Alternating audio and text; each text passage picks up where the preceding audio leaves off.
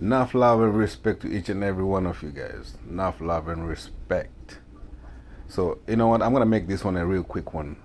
Just responding to one of my idols, Mr. McMyrie, aka Gargamel, aka Buju Banton. So for those who used to listen to reggae and dancehall in the 90s, you know Buju Banton was one of the top tiers.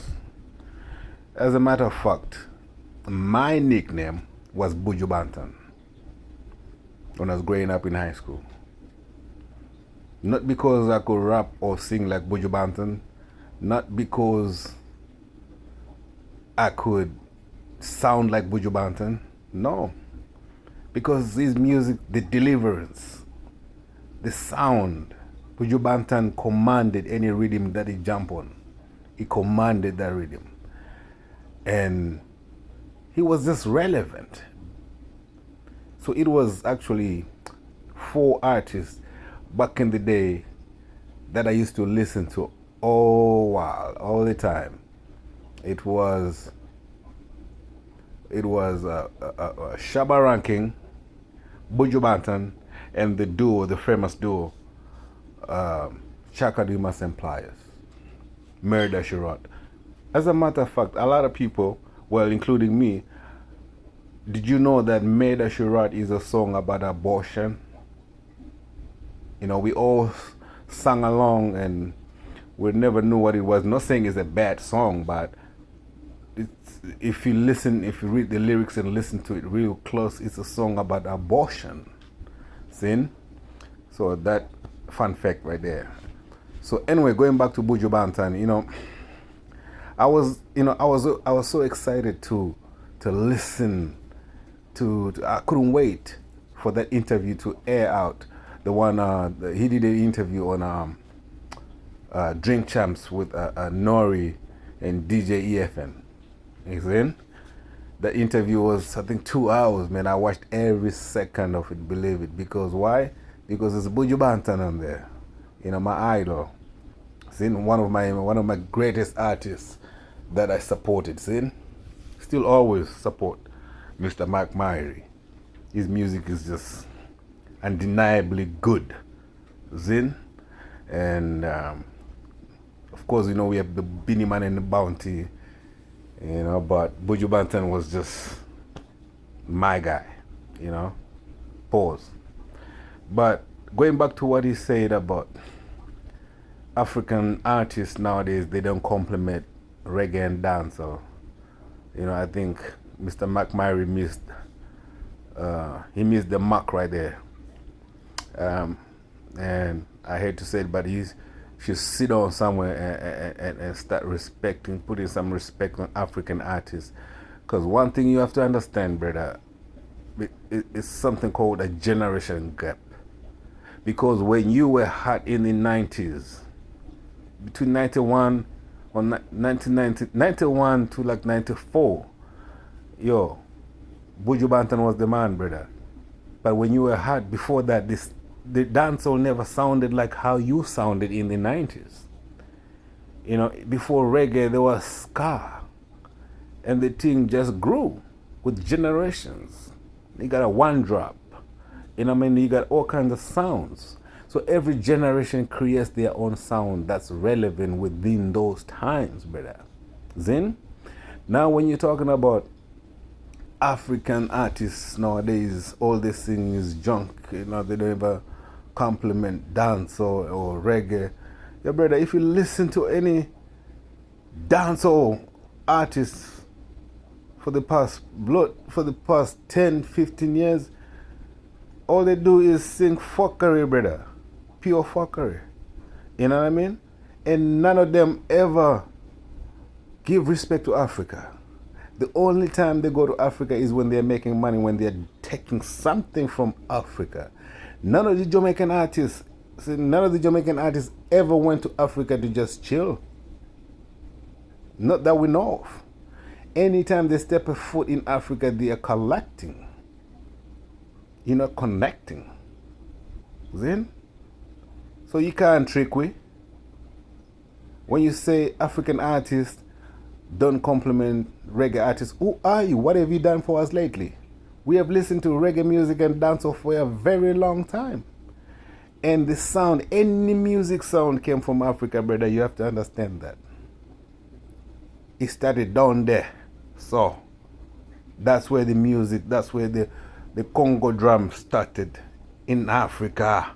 Whether you like it or not, that's where the sound started. These things, it's got nothing to do with Jamaica. Zin? This was there before reggae music. This was there before Jamaica. Any of the blood-clad islands, this was there before that. This is an African hairstyle. To all those who think dreadlocks relates with Jamaica, nah. Jamaica made it popular, yes. But this is an African hairstyle. Came from Africa. Then, how it started. Africans had no comb to stretch or straighten their hair. They had none of that. So what happens is, when you let your hair grow, as an African, when you let your hair grow, it twists, right? That's when these things came from. So it's got nothing to do with Jamaica. Jamaica made it popular, yes. Zin? So I just don't like, I noticed, one thing I've noticed about our brothers in Jamaica, especially Jamaicans, man. You know, I never understood this. Whenever they talk to Africans, they think that they are above us, slightly.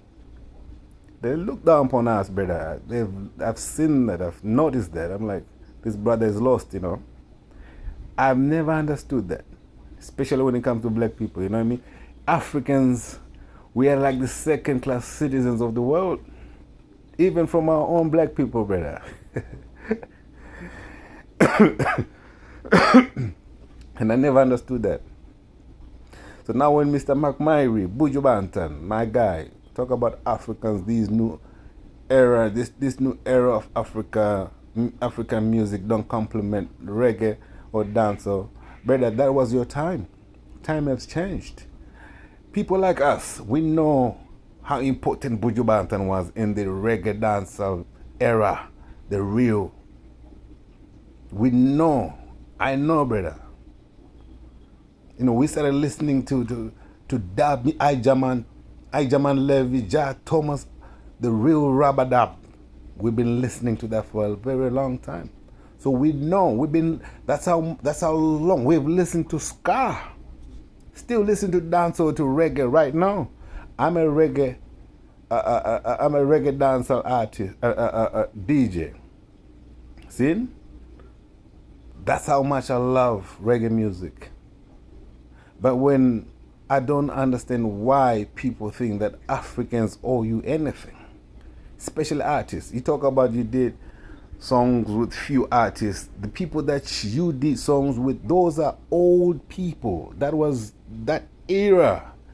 These 21-year-olds now, if you go into a reggae session, into a reggae club being DJ'd by a 21-year-old, or let's say 30 and below, they're not gonna play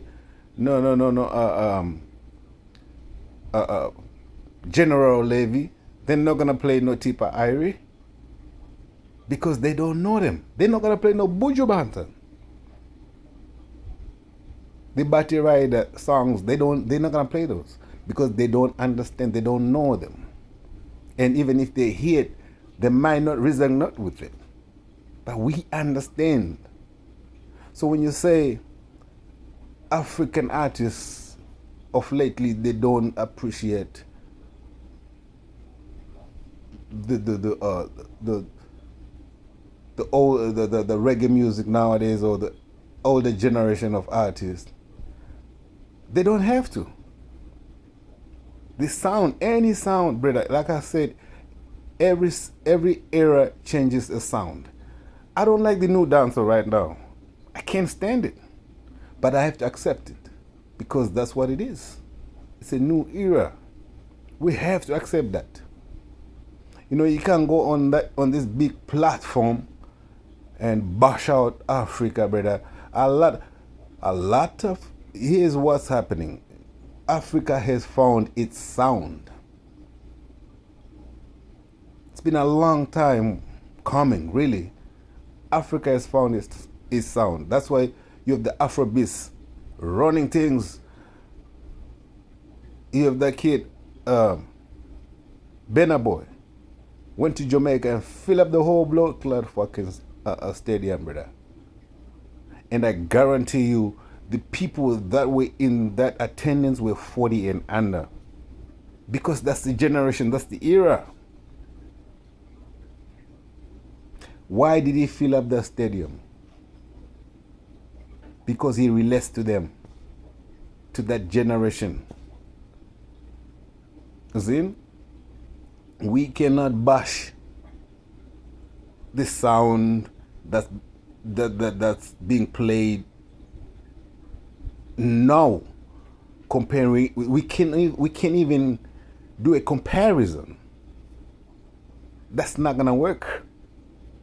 That's not gonna work.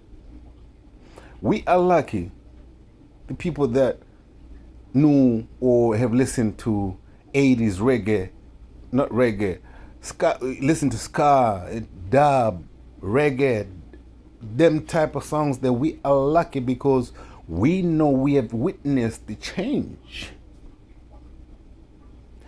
Brother, all you had to do is say, brother, listen, Africans are Africans, they found their sound and they're doing what they do best.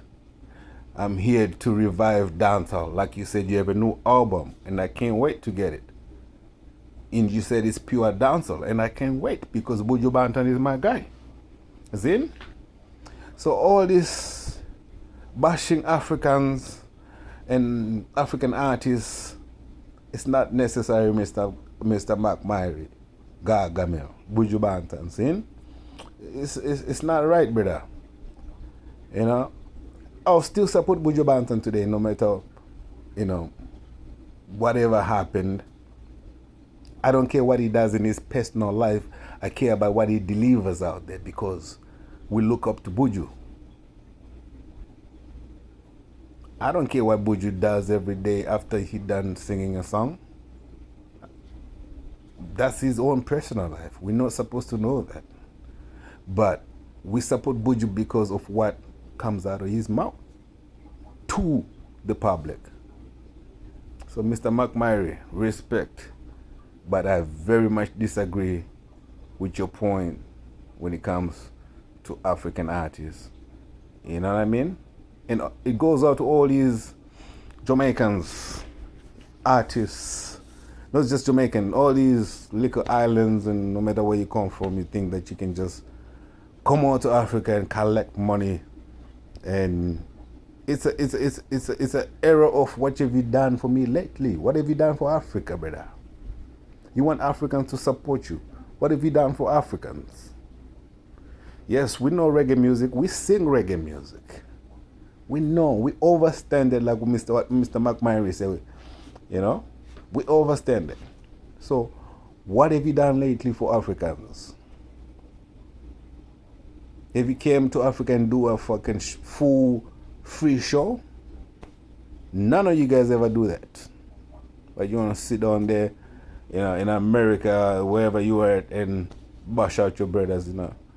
To me, that's a sucker move. A real sucker move. Anyway, respect and love to each and every one of you. Mr. Ras Baja be out.